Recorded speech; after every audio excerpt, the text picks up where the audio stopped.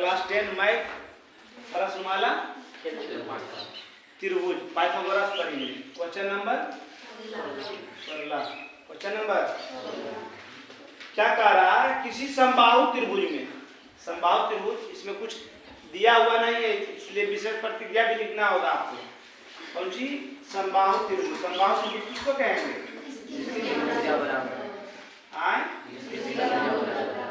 जिसकी तीनों भुजा बराबर है ना, मतलब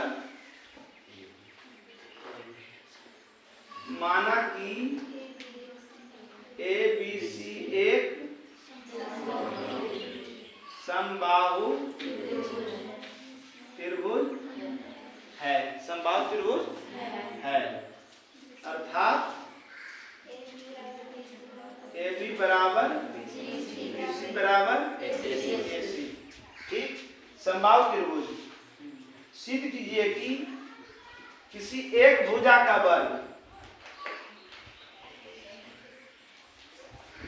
सिद्ध करना है। क्या सिद्ध करना है? किसी एक भुजा का वर्ग, कोई भी एगो भुजा का वर्ग, एक भुजा दोनों मान लेते हैं, क्या माने हैं? एक भुजा का वर्ग कर दिए, वर्ग मैंने इसको है एक भुजा का वर्ग, वर्ग का 3 गुना, वर्ग का 3 गुना उसके शीर्ष लंब, तो शीर्ष लंब डालना पड़ेगा। शीर्ष लंब आई, शीर्ष लंब क्या है? AB। शीर्ष लंब के वर्ग, शीर्ष लंब के वर्ग, शीर्ष लंब AD है, शीर्ष लंब के वर्ग का 4 गुना के बराबर है। भुजा के वर्ग का 3 गुना जो है शीर्ष लंब के वर्ग के 4 गुना के बराबर है। यही सिद्ध करना है आपको, बात समझ गए? प्रमाण हम जानते हैं कि समबाहु त्रिभुज के शीर्ष से आधार पर डाला गया लंब आधार को समद्विभाजित करती है, समद्विभाजित करती है ना। समबाहु त्रिभुज के शीर्ष से अगर आधार पर तुम लंब डाल रहे हो तो आधार को क्या कर रहा है? 2 बराबर भाग में बांट रहा है। समद्विभाजित को मतलब 2 बराबर भाग में बांट रहा है। कट जाएगा नीचे कट जाएगा, अर्थात क्या लिख सकता है? या अर्थात इसलिए कर दो, यहाँ पर चुकी कर दीजिए, यहाँ पर इसलिए कर दीजिए BD बराबर DC बराबर BC बटा होता है बउआ, कितना बराबर है इतना, या पूरा के आधा, कोई दिक्कत?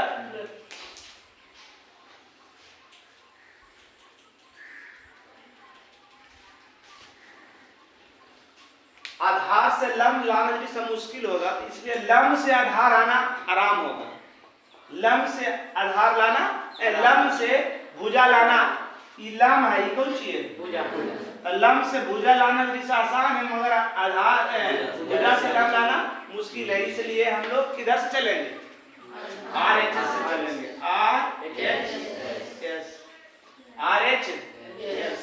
RHS क्या है?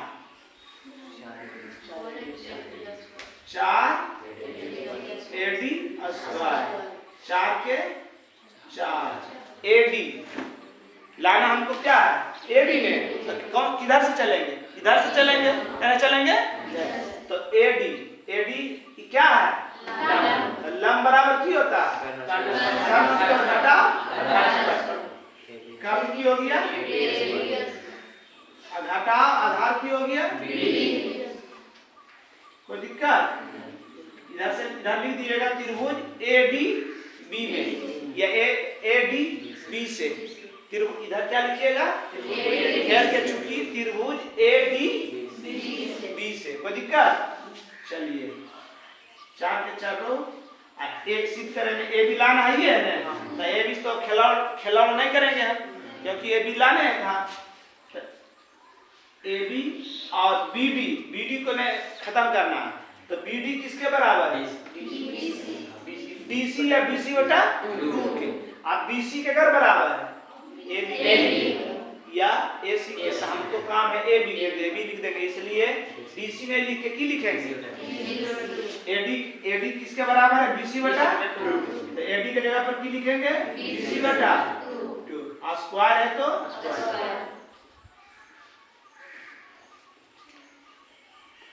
बीसी के स्क्वायर करेंगे, दो दूनी 4, लघुत्तम 4, 1 से 4 में भागा दो 4 गुना भी करेंगे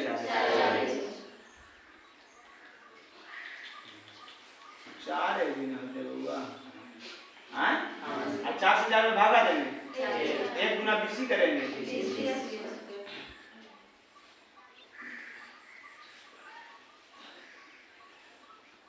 अब बीसी के क्या बराबर है, बीसी के क्या बराबर है, हमको ए बी लाना है, तो बीसी को भी चेंज की करेंगे की में चेंज करेंगे,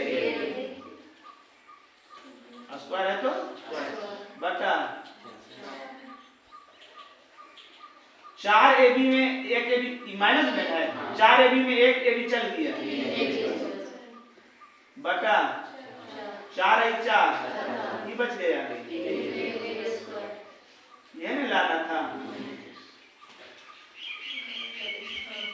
समझ गए, कोई दिक्कत कुछ नहीं किए हम, कारण तो समबाहु त्रिभुज आप तो जानते हैं, माना कि एबीसी एक समबाहु त्रिभुज है, आप जानते हैं कि समबाहु त्रिभुज के तीनों भुजा बराबर, तीनों भुजा को किए बराबर, सिद्ध करना था समबाहु त्रिभुज का एक भुजा का वर्ग, तो समबाहु त्रिभुज का एक भुजा ले लिए ए बी के वर्ग का 3 गुना और इसके शीर्षलंब के वर्ग का 4 गुना के बराबर, तो वह बराबर कर दिए दोनों।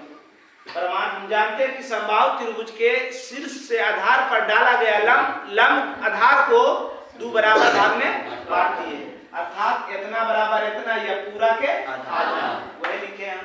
एक साइड से चले हैं आरएचएस से चले हैं 4AD स्क्वायर 4 पे 4 AD बराबर लंब है, लंब बराबर की होता है कर्ण स्क्वायर घटा आधार स्क्वायर, वही लिखे हैं।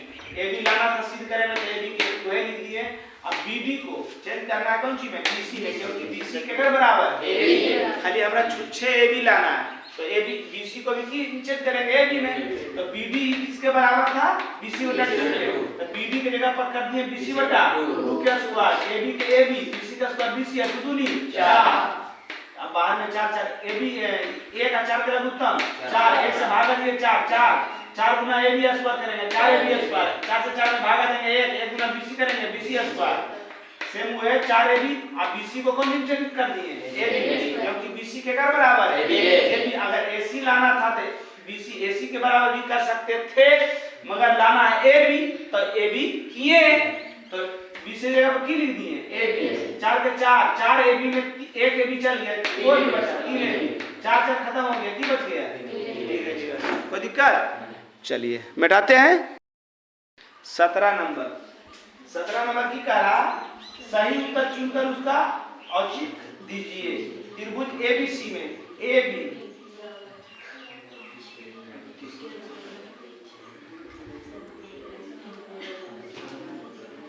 त्रिभुज एबीसी में एबी बराबर इतना, एसी बराबर इतना और बीसी बराबर इतना, कोण बी का मान निकालना है, या पर मान लेते हैं है ना, हाँ 90 दर्शाते हैं, 90 नहीं दर्शाना है, कोण बी का मान है पूछ रहा है, ए बी बराबर कितना, ए बी बराबर 6√3, उसके बाद एसी कितना है 12, एसी कितना है 12, एसी कितना है, अब कोण बी का मान निकालना है ना, पाइथागोरस के विलोम की कह रहा था, किसी एक भुजा का वर्ग अन्य दो भुजा के वर्गों के योग के बराबर होता है तो पहली भुजा के सामने वाला कोण समकोण। तो किसी त्रिभुज की एक भुजा का वर्ग, देखो हम सबसे बड़ा कौन है ई, एक भुजा का वर्ग कर देंगे। किसी त्रिभुज की एक भुजा के वर्ग आन दो भुजा के वर्गों के योग, दो भुजा की बच गया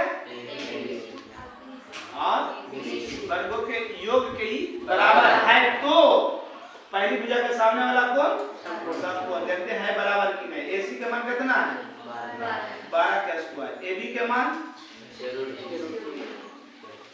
और BC के मान बराबर है 6 4 और 3 दिया 6 4 136 गुना 9 के वर्गमूल प्लस गुना कीजिए 6 तिया बाकी 3 तिया 9 1 प्लस कट रहा है नीचे की हाँ कितना तक है सही, यो कटा हुआ। अब देखो कितना है, चलिए 144 बराबर कितना आया था 108 प्लस 36, 144 बराबर 108 36 दोनों से बराबर आ गया। की कहता है पाइथागोरस के विलोम, पाइथागोरस के विलोम से पाइथागोरस के विलोम की कहता है कि किसी त्रिभुज की एक भुजा के वर्ग दो भुजाओं के वर्गों के योग के अगर बराबर होता है तो पहली भुजा के सामने वाला कोण समकोण है। दोनों के जोड़ के ही बराबर है, तो पहली भुजा के सामने वाला कोण समकोण। पहली भुजा के सामने कौन कोण है बी, बी कौन की होती है 90 डिग्री, अर्थात 90 डिग्री। कोई दिक्कत, समझ गया? चैप्टर समाप्त हो गया, चैप्टर समाप्त हो गया। अब आपको अगला चैप्टर मिलेगा, है ना? नियामक ज्यामिति स्टार्ट करेंगे। कौन सी स्टार्ट करेंगे? नियामक ज्यामिति। समझ गए? आज का क्लास यही समाप्त हुआ। जय हिंद, जय भारत। नियामक ज्यामिति का सूत्र जो है वो वीडियो में देखिएगा, नियामक ज्यामिति उसको जरूर देख लीजिएगा।